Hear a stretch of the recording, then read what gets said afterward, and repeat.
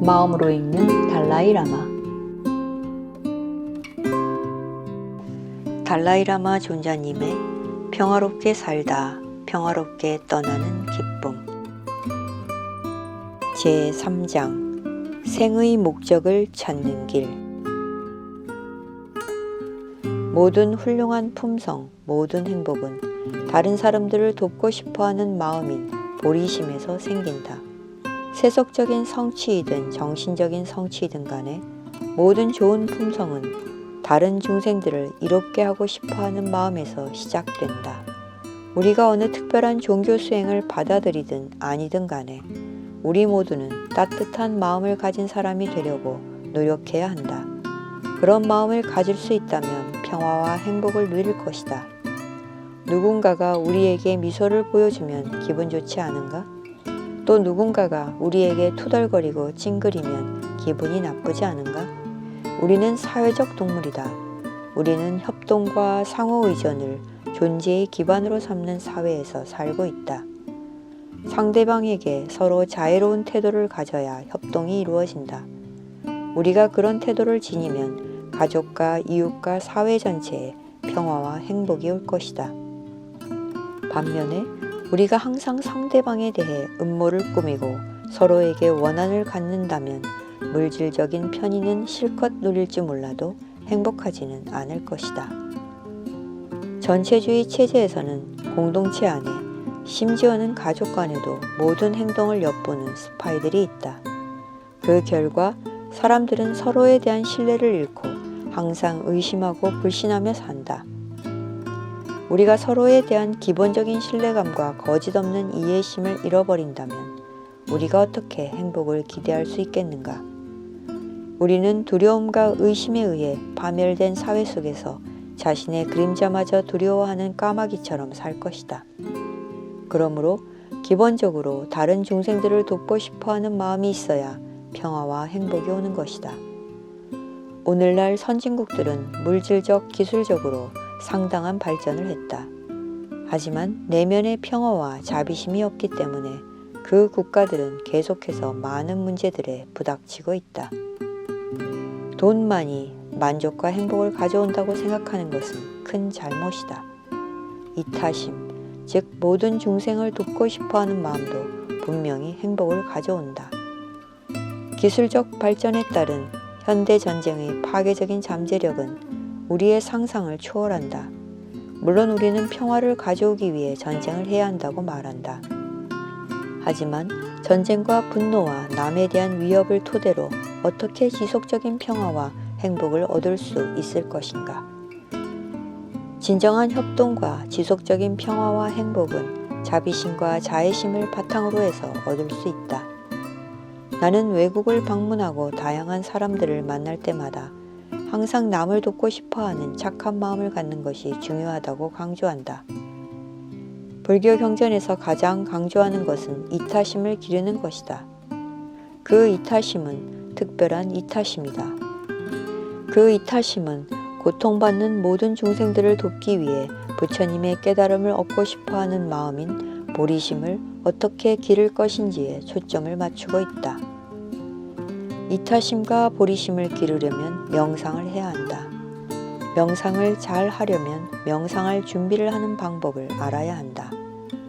우선 명상할 때 앉을 편안한 방석을 마련하고 부처님을 모신 제단에 공양을 올린다.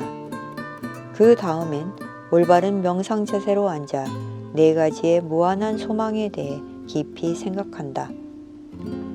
그 4가지는 모든 중생들이 행복해지기를 바라는 자애심, 그들이 고통에서 벗어나기를 바라는 자비심, 그들이 영원히 행복 속에 머무르는 것을 즐거워하는 마음, 집착과 혐오를 초월한 공평한 마음이다. 그 다음엔 불보살님과 수호존들과 과거와 현재의 모든 스승들이 앞에 계신다고 상상을 하며 온 우주를 상징하는 만달라를 그분들에게 상상으로 바치는 명상을 한다. 그 다음엔 그분들에게 기원을 하고 축복을 받는다. 우리가 어떤 명상을 하든지 간에 이런 준비 수행은 반드시 해야 할 중요한 부분이다. 우선 수행할 장소를 깨끗하고 편안하게 만들어야 한다. 그와 동시에 우리 마음에 8가지 세속적 관심이 일어나지 않도록 조심해야 한다.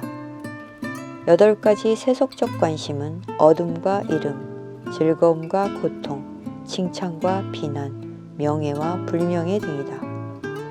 우리가 제단을 준비하고 불상을 모실 때는 불상과 보살상의 재질이나 미적 품질과 상관없이 동일하게 존경심을 표해야 한다.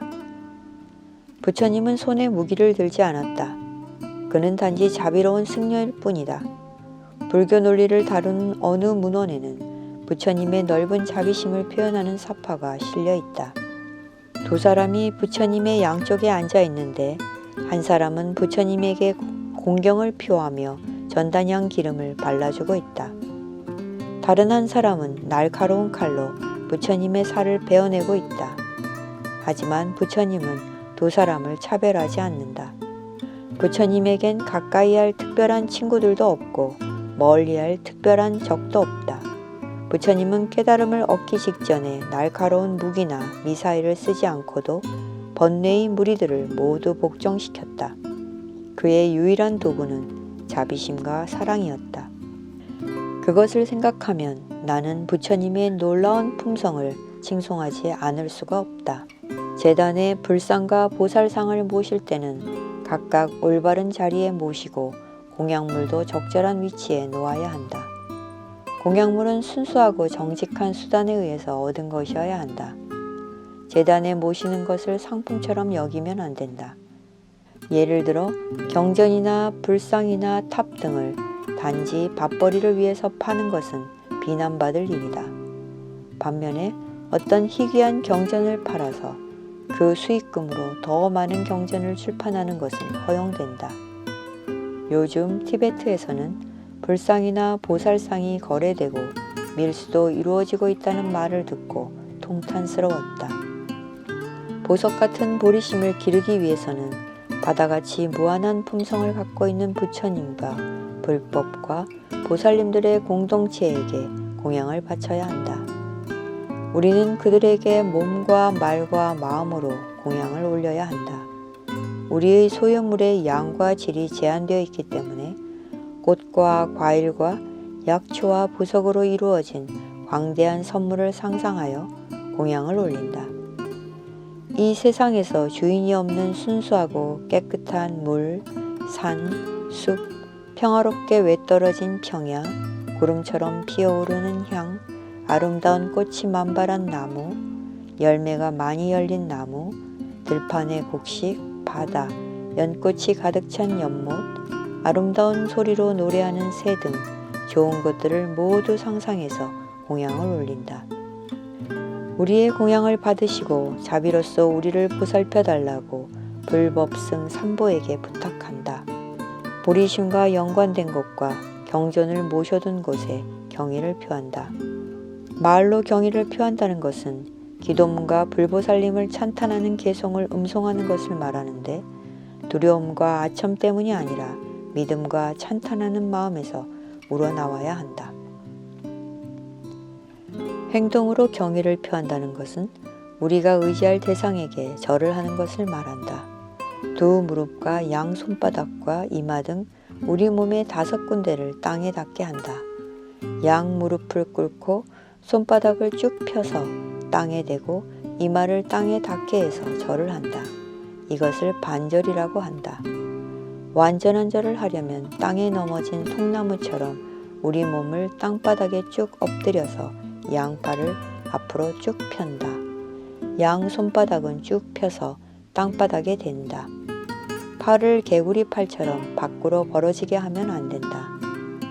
참도 출신의 어느 유명한 스님은 절을 함으로써 쌓는 공덕은 몸이 땅에 닿는 면적에 비례한다고 말했다. 거대한 몸집을 가진 그 스님은 절을 해서 막대한 공덕을 쌓았다고 자랑했다고 한다. 몸을 최대한으로 쭉 펴면서 절을 해야 한다. 바닥에 몸을 쭉 펴고 엎드리는 것은 휴식을 취할 기회가 아니다. 엎드려 절을 한 후에는 빨리 일어나야 한다. 합장할 때는 양 손바닥을 맞댄 사이에 보석을 하나 잡을 만한 공간을 남겨놓는다.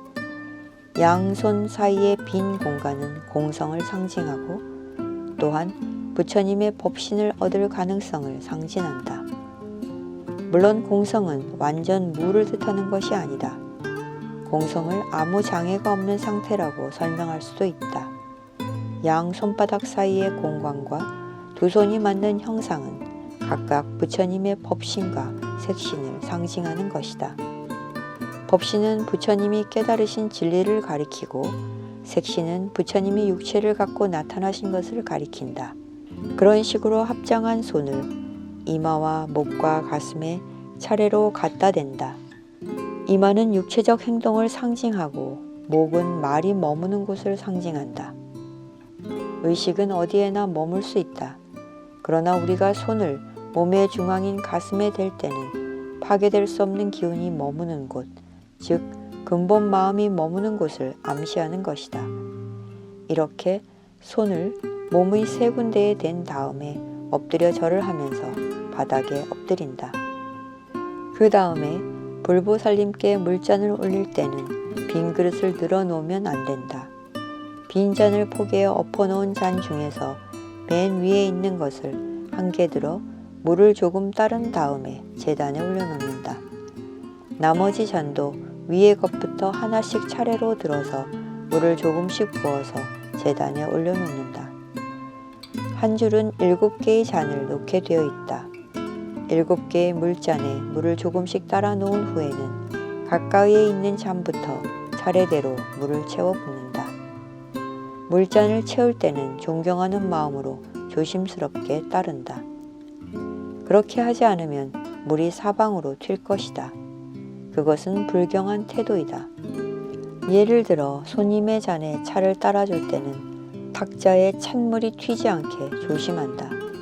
우리가 제단에 놓여있는 물잔에 물을 따르는 것은 깨달은 분에게 공양을 바치는 것이다. 우리가 물을 붓는 방식은 보리씨의 모습과 같아야 한다고 한다. 처음에는 물줄기를 가늘고 부드럽게 따르다가 중간에는 물줄기를 굵고 안정되게 따르고 끝에는 물줄기를 다시 가늘게 따른다.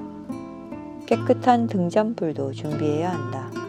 등잔불에 꽂은 심지가 너무 두꺼우면 기름이 너무 빨리 타버리고 연기가 많이 난다고 어느 친절한 노승이 내게 말해주었다. 등잔불을 켤 때는 등잔이 깨끗하고 깔끔하게 보여야 한다. 악행을 저지르고 난 후에는 반드시 후회해야 한다. 밀라레빠는 이렇게 말했다. 만일 악행을 정화시키는 과정을 알고 싶어서 묻는다면 대답은 후회하라는 것이다. 자제하는 마음을 길러야 한다. 다시는 잘못을 되풀이하지 않겠다고 굳게 결심하는 것이다. 그런 마음을 갖고서 백자진언같이 마음을 정화하는 진언을 음송하고 참여하는 기도문을 음송하고 탑도리를 하고 절을 하는 것은 악행을 정화시키는 강력한 해독제이다. 악행을 정화시키고 싶은 소망을 가지고 공성에 대해 명상할 수도 있다. 그 다음 순서는 기뻐하는 것이다. 기뻐하는 것이란 다른 수행자들의 선행에 대해 질투하거나 분개하지 않는 것을 뜻한다. 반대로 다른 사람들의 훌륭한 수행을 진심으로 칭찬한다면 우리는 큰 공덕을 쌓을 수 있다. 어떤 사람이 다음 생에 좋은 곳에 태어날 원인을 심어 놓거나 좋은 곳에 태어난 것을 보면 우리는 기뻐할 수 있어야 한다. 어떤 사람이 깨달음을 얻게 될 공덕을 쌓는 것을 보면 우리는 기뻐해야 한다. 중생들이 계율과 선정과 지혜를 닦아서 윤회의 고통에서 해탈하는 것을 보면 우리는 기뻐해야 한다. 누군가 부처님의 경지에 도달할 원인을 쌓거나 10단계의 보살의 경지에 도달할 원인을 쌓거나 부처님의 경지에 도달한 것을 보면 우리는 기뻐해야 한다. 모든 중생들을 돕고 싶어하는 마음인 보리심, 모든 중생들에게 평화와 행복을 불러오는 바다 같은 공덕을 쌓게 하는 보리심을 일으키는 사람을 보면 우리는 매우 기뻐해야 한다. 다음 순서는 부처님에게 불교를 계속해서 전파해 달라고 요청하는 것이다. 우리가 간청한다는 것을 몸짓으로 표현하기 위해 두 손을 합장하고 시방에 계시는 모든 부처님에게 간청한다. 중생들의 마음은 무지와 고통 때문에 혼란스럽다. 이 괴로운 어둠에서 벗어나기 위해 부처님께 법의 등불을 비추어 달라고 간청해야 한다. 그 다음에는 부처님께 완전한 열반에 들어가지 말라고 간청한다. 우리는 부처님에게 중생을 버리지 말고 계속해서 영원히 이 세상에 남아 고통받는 중생들에게 불교를 가르쳐 달라고 간청한다.